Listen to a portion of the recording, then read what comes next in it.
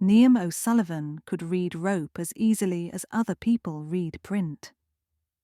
After 23 years growing up in Roan Lighthouse, every rung of its spiral staircase had taught her a new knot.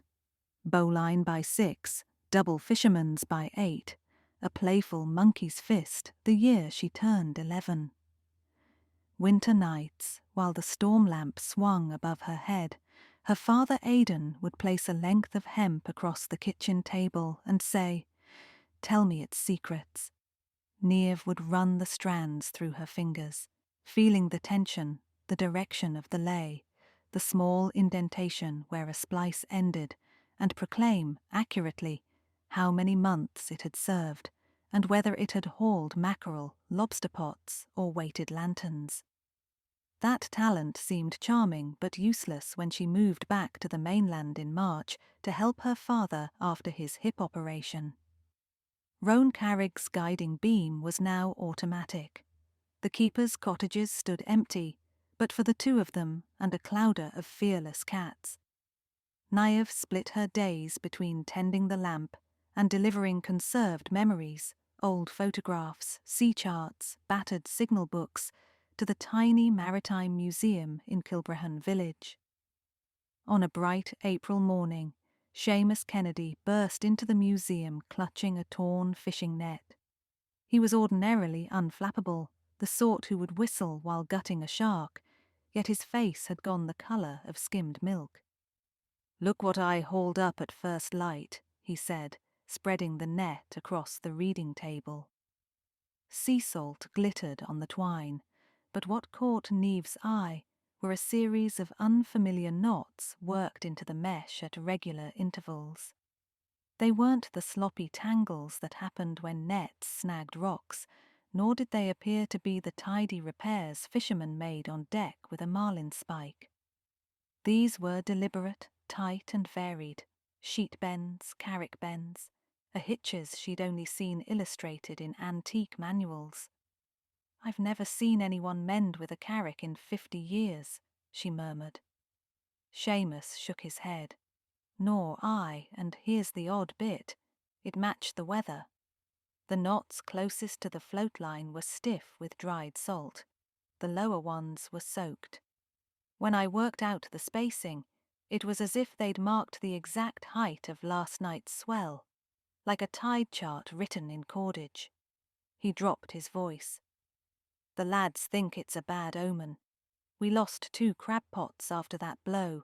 They say someone's cursing the fleet." Niamh's curiosity ignited. She photographed the entire stretch, then accompanied Seamus back to the harbour. On the pier, other fishermen unfurled their own nets under a greyish sun. All bore fresh knots, differing patterns but similar placement.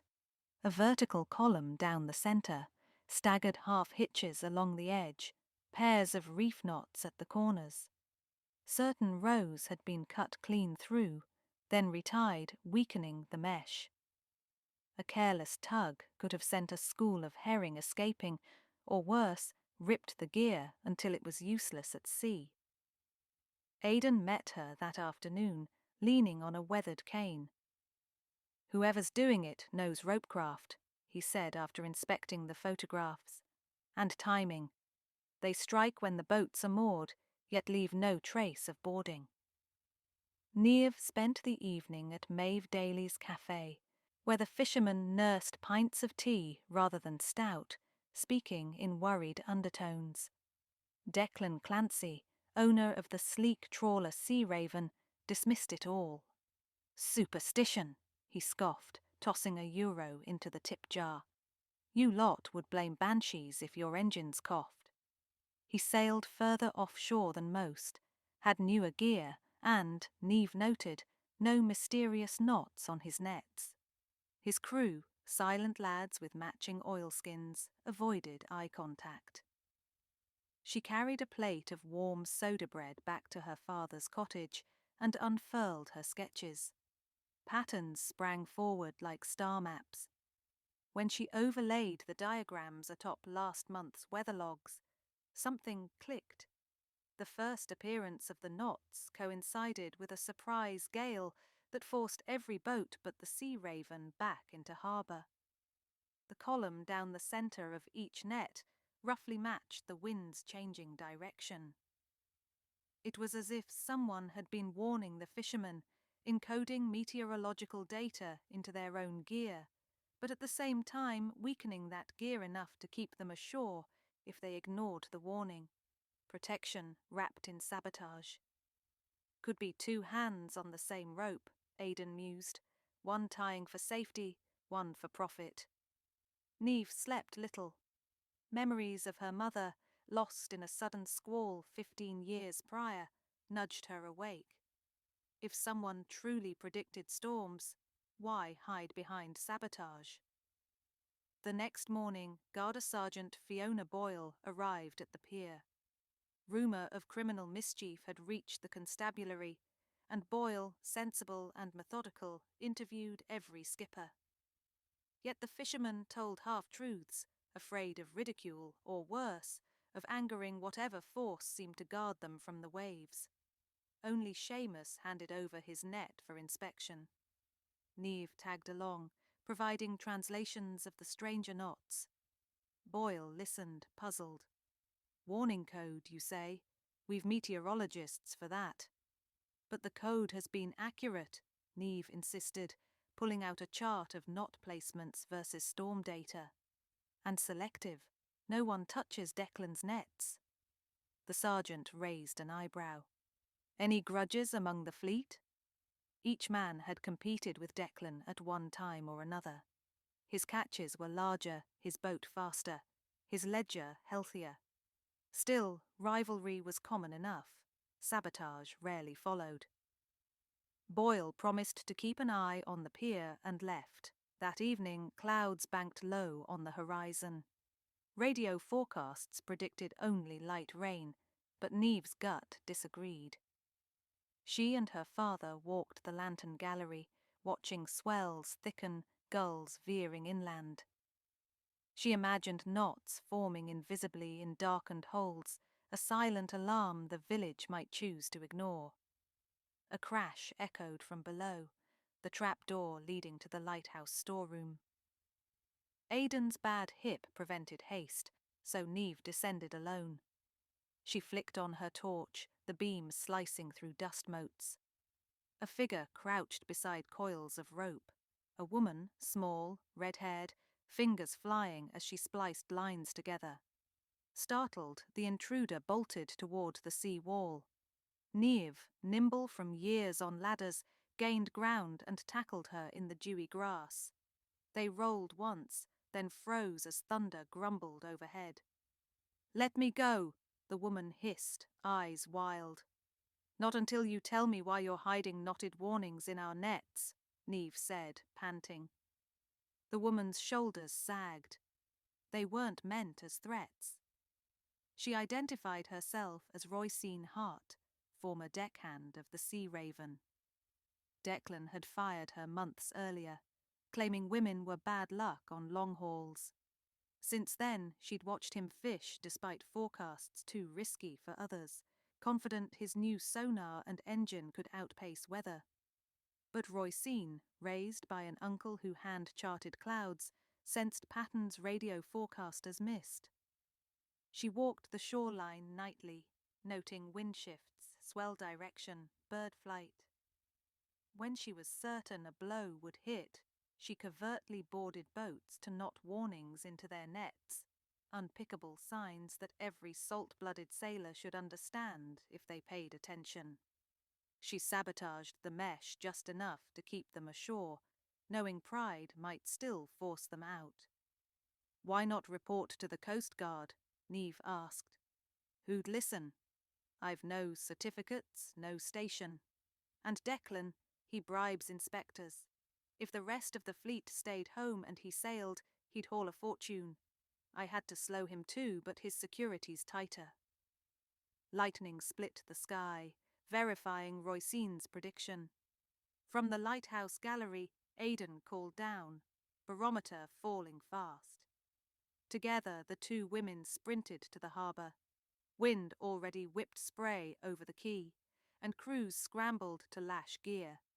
Declan, engine rumbling, was easing the Sea Raven away from the pier. Seamus flagged him. "Storm coming, man," Declan sneered. "Radio says mild." He gunned forward. Niamh shoved her way onto the next mooring bollard, cupped her hands, and shouted the quickest summary she could. "Sabotage," was warning. "This one's bigger than July." Declan's only reply was a laugh that vanished in the rising roar of surf. The Sea Raven cut through the channel, disappearing into white caps. Garda Boyle arrived moments later, hair whipping. Niamh briefed her while helping Roisin tie extra spring lines on the remaining boats. Boyle's expression hardened.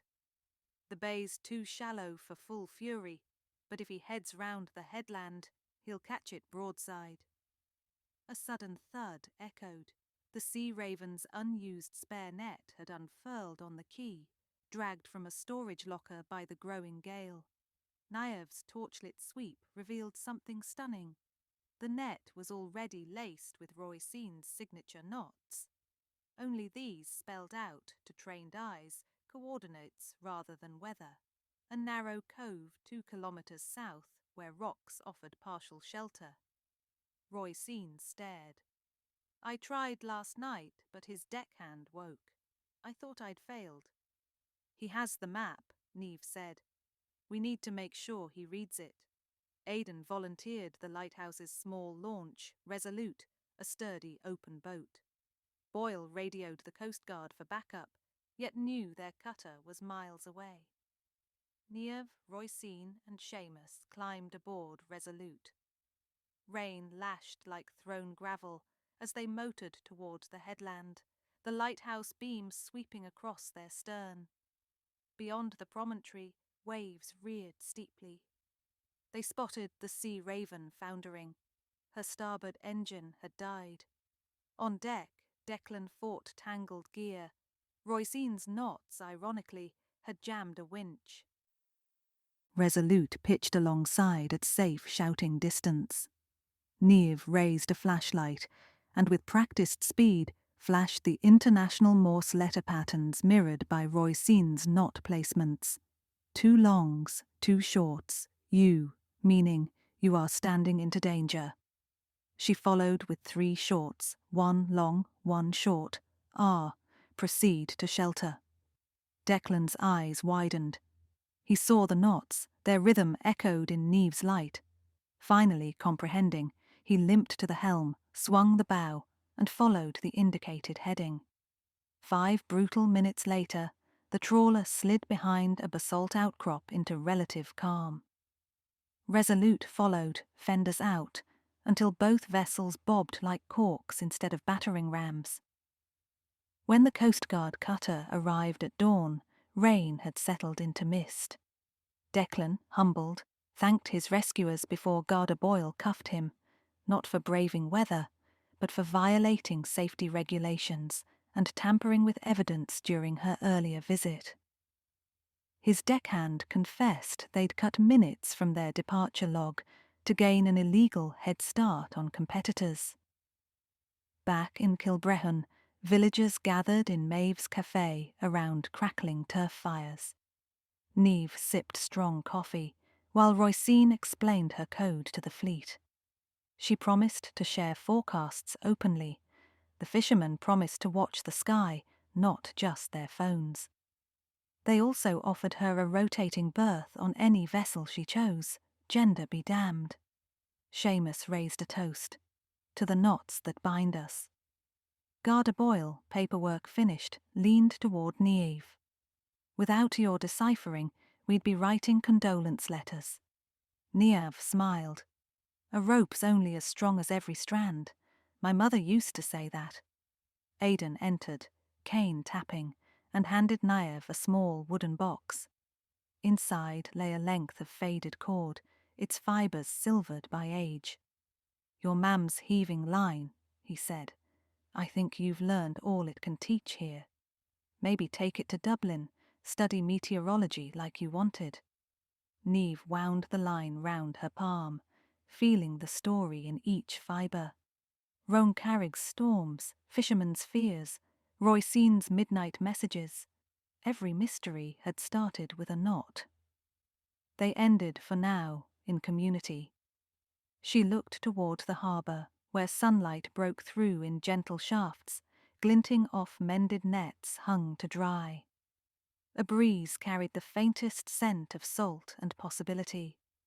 Maybe, she said. But first I'll write a new codebook, one everyone can read. The cats kept watch on the lighthouse parapet that evening as lantern glow washed across calm water. Somewhere out at sea, buoys chimed like friendly bells, and nets, secure and unsabotaged, rode the tide, ready for tomorrow's honest catch.